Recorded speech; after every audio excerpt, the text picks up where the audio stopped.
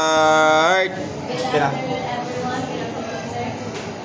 I will be reporting the Region 3 Central Luzon Fishing Grounds.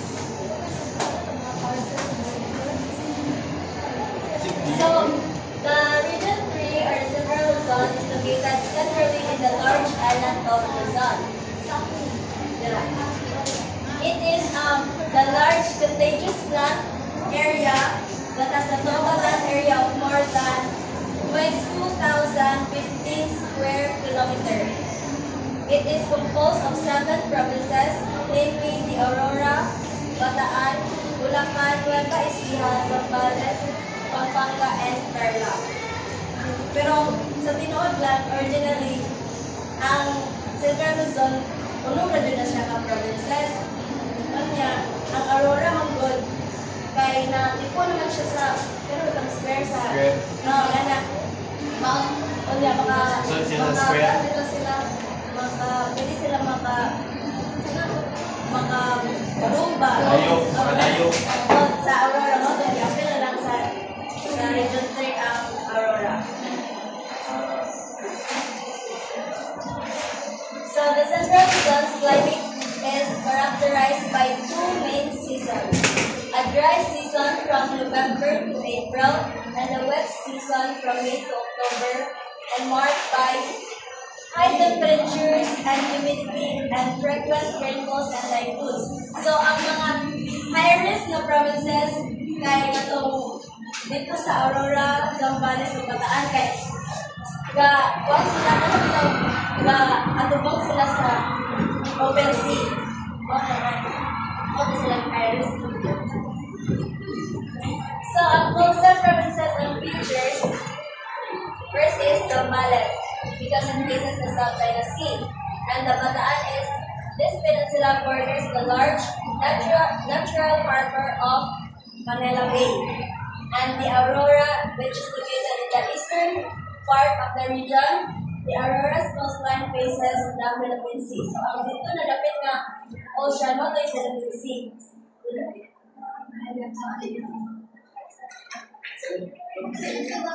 Dito.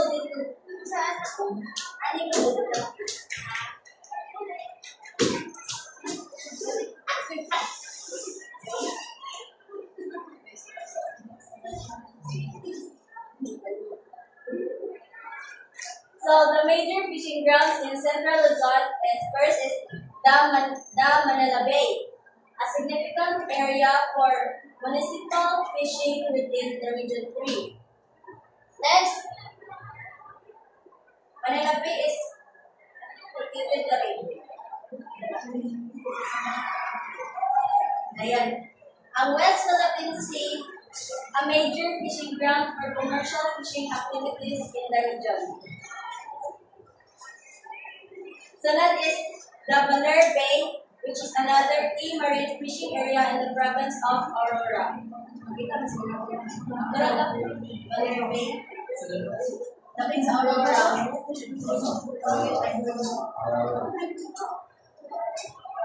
Next is the Kasaksapan Bay, a smaller marine fishing ground located in the province of Aurora.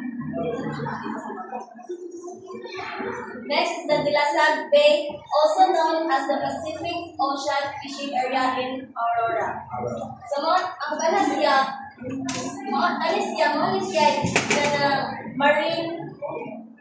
marine fishing grounds na napunta inland ganito sa freshwater na siya.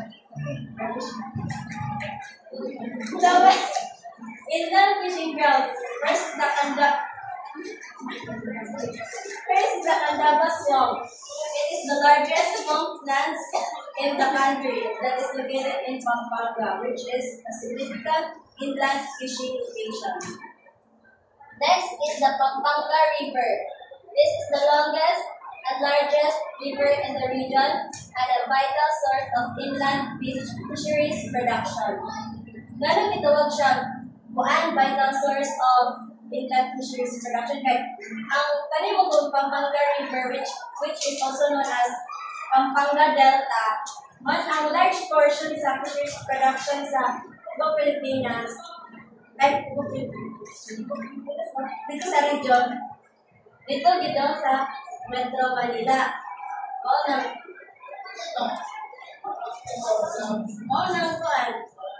Dito siya, vital source. Region 3, which is central zone of the Philippines, has its marine fishing areas bounded by the South China Sea and the West Philippine Sea to its west and the Manila Bay to its south. So these connections to larger bodies of water create numerous fishing opportunities.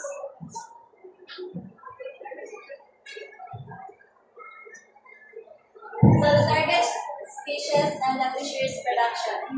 So aquaculture na species is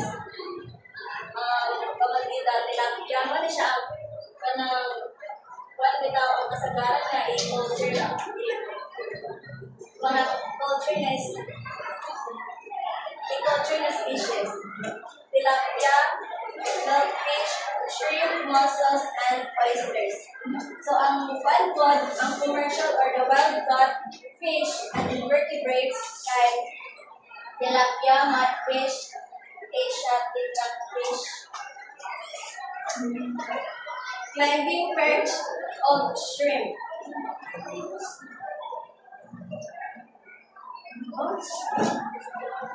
Basta, makuha na siya sa conversion. Fisheries production. So, ano siya ang volume of fisheries production ano siya volume of fisheries production in the year 2021 2020. What's the percentage?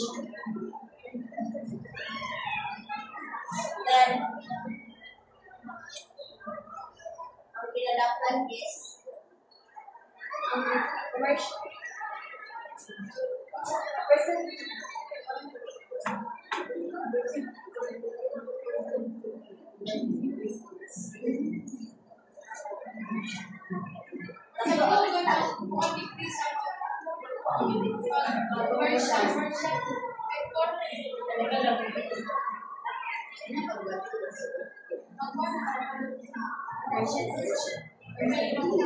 Then, as of 2023, in commercial fisheries, the region produced 6,363.83 metric tons, contributing 1.80% of regional production.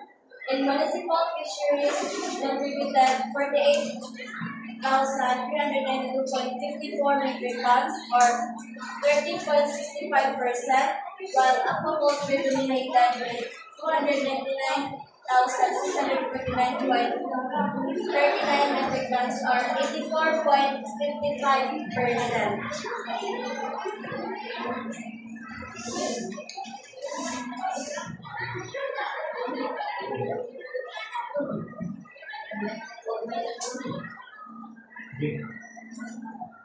Next, ano siya ang kanapang 2023 ito na 2024. So, like 1% good. So,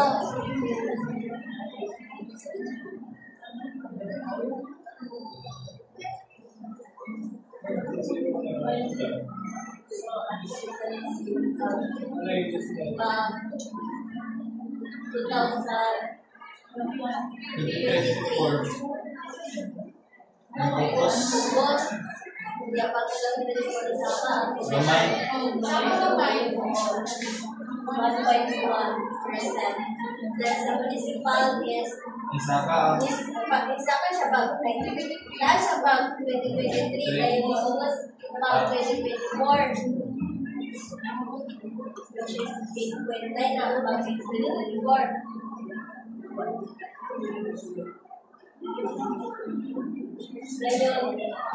Dayon pag sa isang culture, inubos ko siya o 39.8%. Dayon sa pag ano na siya latest latest na volume of fisheries production sa Central Luzon.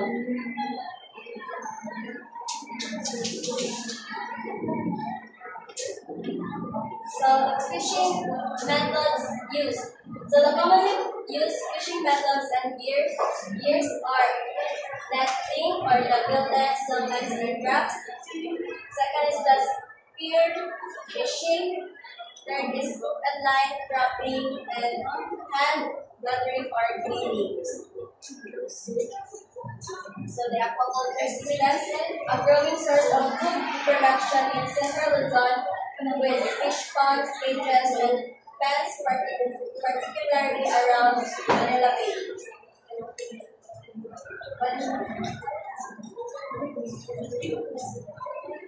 So the small-scale capture fisheries, these activities continue to be a major source of livelihood for many households, utilizing small boats and low-deck gear in municipal waters.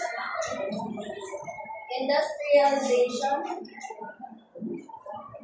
The adoption of modern techniques like compressor fishing and other commercial fishing equipment has increased pressure on fish stocks.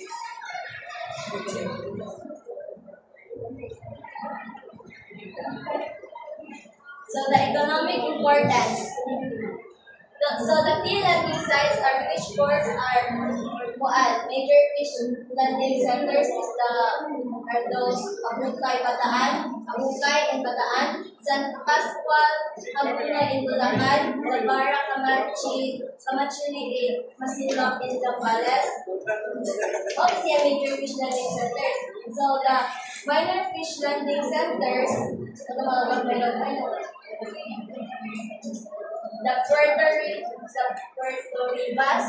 Puerto Ribas, the Tortugas Balanga, Tocapon North, Santa Cruz Pandayan, Subic, Bumanbu, and the Subic. So the major processing plants or markets. Fish processing are the small fish or the tinapa, red fish, daing, fish paste or bagoong, rice, fish paste or buro, and fish sauce or patis.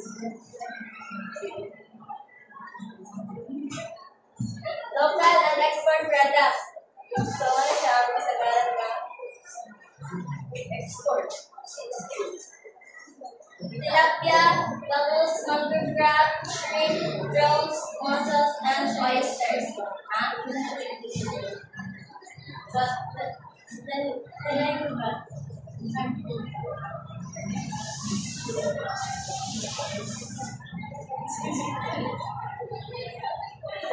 So the contribution to national fisheries output. The top producer, the region 3 is the top producer of tilapia, shrimp, mangrove crabs, and shellfish. And region 3 is the leading in fish production. And aquaculture accounts for about 80% of total production. So in aquaculture, utilizes vast freshwater and brackish water fish ponds for aquaculture production.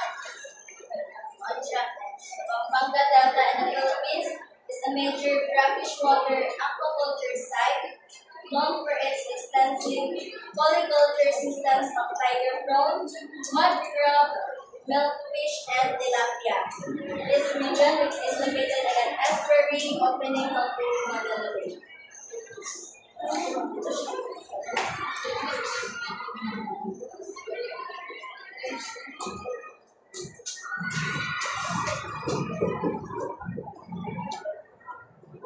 Environmental and management aspects.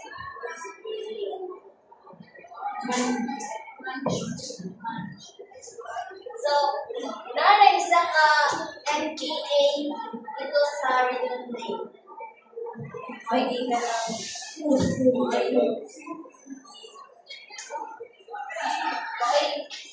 Okay. Ka lang.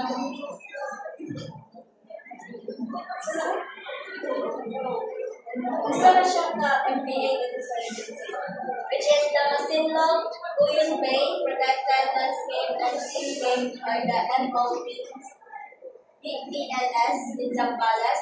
It is the solo marine protected area in the Region 3, Central Luzon, and undesignated concrete protected area. Sarap ako. Kaya kung wait, 1 month, ang nasa lahat. Marine MPA. Sarap ako. Marine, may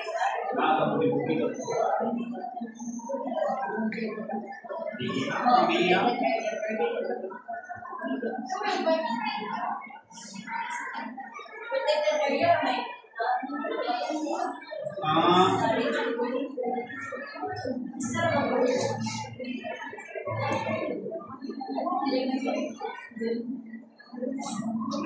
So the common environmental issues affecting fisheries in Central Luzon are the water pollution, overfishing and illegal fishing practices, habitat destruction, vulnerability to typhoons and climate change.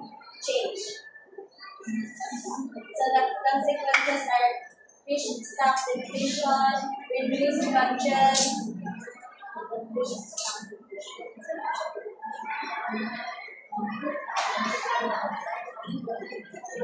catches, pero magtama yan.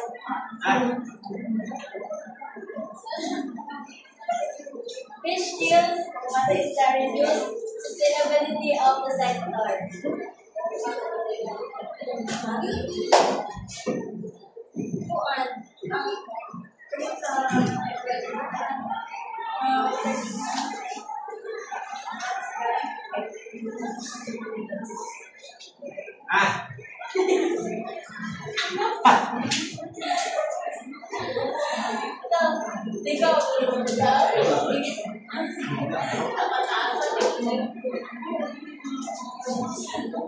So the government programs in Region 3, Central Luzon are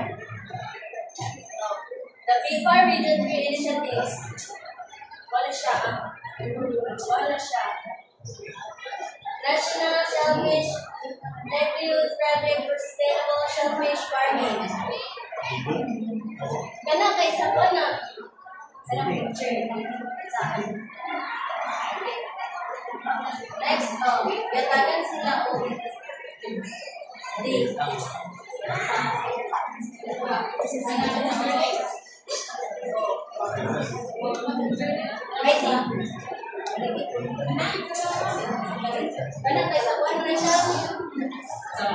distribution of various fuel subsidies for fishermen during periods of rising fuel prices, distribution of various fishery inputs, and technical support for coastal resource management.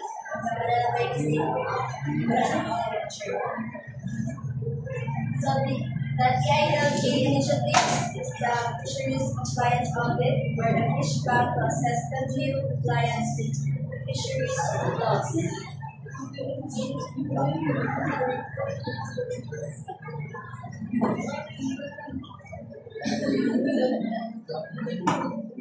So the challenges and opportunities. Threats. Overfishing, water pollution, habitat destruction, climate change.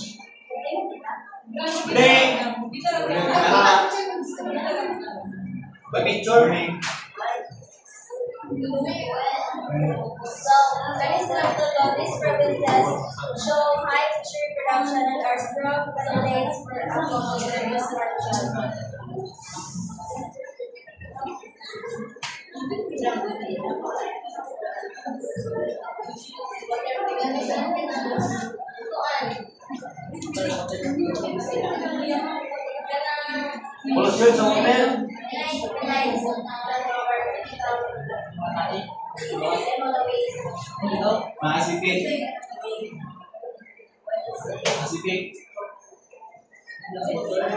Mga product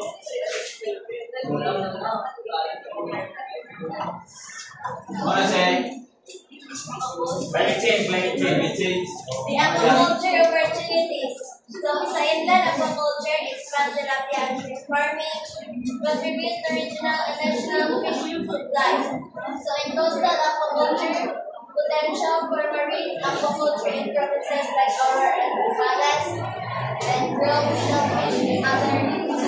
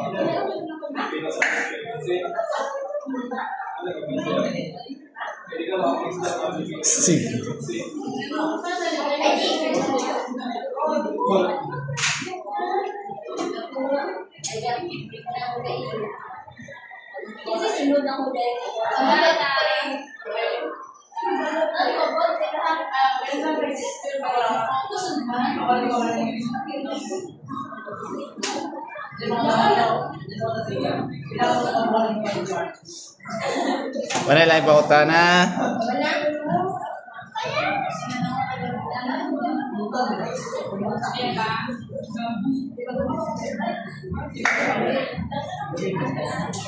Wala.